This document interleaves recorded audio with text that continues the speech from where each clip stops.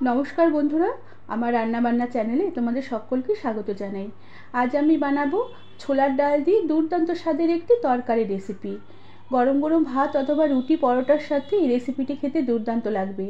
রেসিপিটি তোমাদের সম্পূর্ণ দেখার অনুরোধ রইল, আর ভালো লাগলে একটি লাইক, শেয়ার আর সাবস্ক্রাইব করে দেবার অনুরোধ রইল। তার সাথে যারা আমার ফেসবুক পেজ থেকে দেখছো তাদেরও পেজটিকে ফলো করে দিয়ে ভিডিওটি লাইক শেয়ার করে দেবার অনুরোধ রইল। তরকারির জন্য এখানে আমি বেশ কয়েক রকমের সবজি কেটে নিয়েছি। এখানে আছে আলু, বেগুন, আর তার সাথে আছে কুমড়ো, আছে একটু পেঁপে, আর তার সাথে সামান্য গাজর আছে, আর তার সাথে আমি নিয়েছি খানিকটা থোর আমি আঁশ ছাড়িয়ে থোর একটু ঝিরিঝিরি করে কেটে নিয়েছি। কেটে থোরগুলোকে আমি জলে ভিজিয়ে রেখেছিলাম।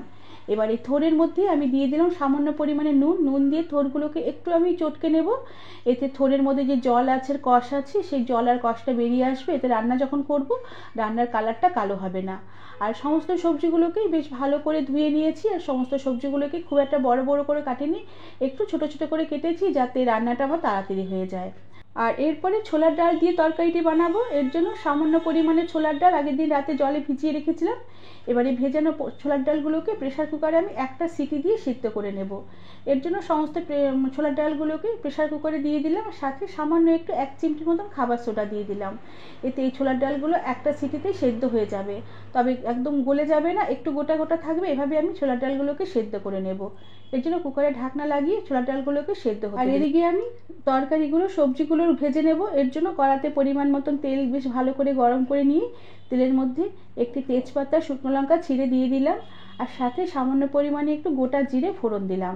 ফোড়ন হয়ে গেলে বেশ খানিকটা পেঁয়াজ কুচিয়ে রেখেছিলাম একদম মিহি করে, সেই মিহি করে গোছানো পেঁয়াজগুলোকে দিয়ে দিলাম। এবার পেঁয়াজগুলোকে তেলের সাথে ফোড়নের সাথে একটু নেড়ে চেড়ে নেব, আর হালকা করে একটু পেঁয়াজটাকে নরম করে ভেজে নেব। তবে পেঁয়াজ খুব একটা লাল করে কড়া করে ভাজবো না। একটু পেঁয়াজটা স্বচ্ছ হয়ে আসলে আর একটু পেঁয়াজটা নরম হয়ে আসলে আমি যে সবজিগুলোকে কেটে জল দিয়ে ধুয়ে রেখেছিলাম, সেই কেটে রাখা সবজিগুলোকে এবার আমি তেলে দিয়ে দিলাম। কড়াতে সবজিগুলোকে দিয়ে বেশ ভালো করে কিছুক্ষণ একটু নেড়ে চেড়ে নেব। এরপরে সবজিতে দিয়ে দিলাম পরিমাণ মতো নুন, আর দিয়ে দিলাম পরিমাণ মতন হলুদ গুঁড়ো। আমার এই তরকারিতে যতটা পরিমাণে নুন লাগবে সেই মতন পরিমাণ মতন আমি বুঝে নুন দিয়ে দিলাম। এবার এই সমস্ত সবজিগুলোকে নুন হলুদ দিয়ে বেশ ভালো করে কিছুক্ষণ নেড়ে চেড়ে নিয়ে যে আমি থোর কেটে রেখেছিলাম, কেটে জল নিংড়ে কুচিয়ে রেখেছিলাম, সেই জল নিংড়ে রাখা থোরগুলোকে এবার কড়াতে দিয়ে দিলাম। এবার এই থোর সবজি সব ভালো করে একসাথে এবার নেড়ে চেড়ে নেব। আর সমস্ত কিছু একবারে বেশ ভালোভাবে মিশে গেলে এবার আমি গ্যাসের আঁচ কমিয়ে দিয়ে ঢাকা দিয়ে আমি সমস্ত সবজিগুলোকে একটু রান্না করে নেব। এতে সবজিগুলো যেমন তাড়াতাড়ি মজে গিয়ে একটু ভাজা ভাজা হয়ে আসবে, আর রান্নাটাও তাড়াতাড়ি হয়ে আসবে। আর বারে বারে ঢাকনা খুলে ঢাকনা দিয়ে আমি সবজিগুলোকে বেশ ভালো করে নেড়ে চেড়ে ভাজা ভাজা করে নিয়েছি। দেখো সবজিগুলো খুব সুন্দর নরম হয়ে মজে এসেছে, অনেকটাই ভাজা ভাজা হয়ে এসেছে। এবার সবজিগুলোকে একটু নেড়ে চেড়ে নিয়ে আমি কড়ার চতুর্দিকে ছড়িয়ে দিয়ে কড়ার মাঝখানটাকে একটু ফাঁকা করে দিলাম। আর কড়ার মাঝখানে যে তেল জমা হয়ে আছে, এই তেলের মধ্যেই আমি একটু আদা আর কাঁচা লঙ্কা থেতো করে রেখেছিলাম, সেই থেতো করা আদা আর কাঁচা লঙ্কা আমি এই কড়াতে দিয়ে দিলাম। সবজিগুলো একটু ভাজা ভাজা করে একদম বেশ মজে সেদ্ধ হয়ে আসার পরে আদা কাঁচা লঙ্কা দিতে হবে।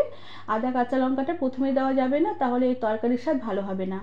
এবার সাথে দিয়ে দিলাম একটা চেরা কাঁচা লঙ্কা। এবার কাঁচা আদা, কাঁচা লঙ্কা এই তেলের মধ্যে একটু নেড়ে চেড়ে নেব, যাতে এই কাঁচা গন্ধটা একটু মরে আসে।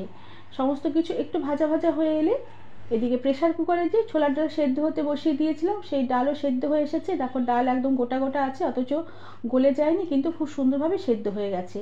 এবার এই সেদ্ধ করা ছোলার ডালে জল সমেত আমি এই কড়াতে ঢেলে দিলাম।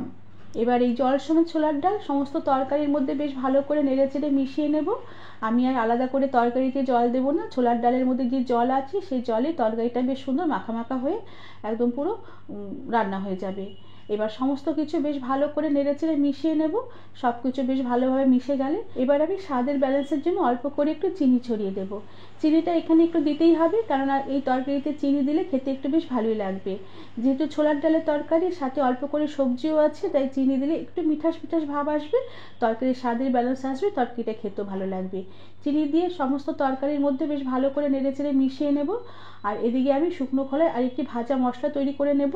এর জন্য শুকনো খোলাতে আমি দিয়ে দিলাম সামান্য একটু জিরে, আর তার সাথে দিয়ে দিলাম সামান্য একটু গোটা ধনে, সাথে একটা শুকনো লঙ্কা ছিঁড়ে দিয়ে দিলাম। এবার সমস্ত মশলাগুলোকে বেশ ভালো করে একটু নেড়ে চেড়ে নেবো আর হালকা করে একটু ভাজা ভাজা করে নেব। তবে খেয়াল রাখতে হবে শুকনো লঙ্কা যাতে পুড়ে কালো না হয়ে যায়, মশলাগুলো ভাজতে ভাজতে যাতে কালো না হয়ে যায়, তবে তরকারির কালারটা খারাপ হয়ে যাবে। সমস্ত মশলাগুলো বেশ ভালোভাবে ভেজে নিয়েছি। এবার এই সমস্ত মশলাগুলোকে একটি পাত্রে উঠিয়ে রেখে মশলাগুলোকে বেশ ভালো করে একটু দানা দানা করে গুঁড়ো করে নেব। আর এই ভাজা মশলা এবার এই তরকারিতে ছড়িয়ে দিলাম। এই ভাজা মশলার গন্ধে সমস্ত তরকারির স্বাদ একদম পাল্টে দেবে। আর এই ভাজা মশলা ছড়িয়ে দিয়ে বেশ ভালো করে এবার নেড়ে চেড়ে নেব, যাতে এই ভাজা মশলাটা তরকারির মধ্যে বেশ ভালোভাবে মিশে যায়। দেখো তরকারিটা খুব সুন্দর মাখা মাখা হয়ে এসেছে।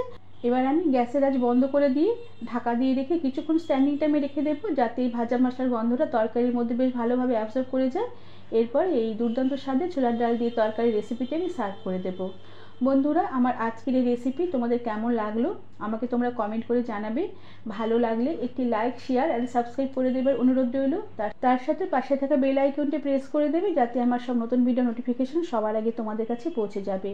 আজ তাহলে আসি, পরে আবার একটি অন্য কোনো নতুন রেসিপির সাথে দেখা হবে। ধন্যবাদ বন্ধুরা।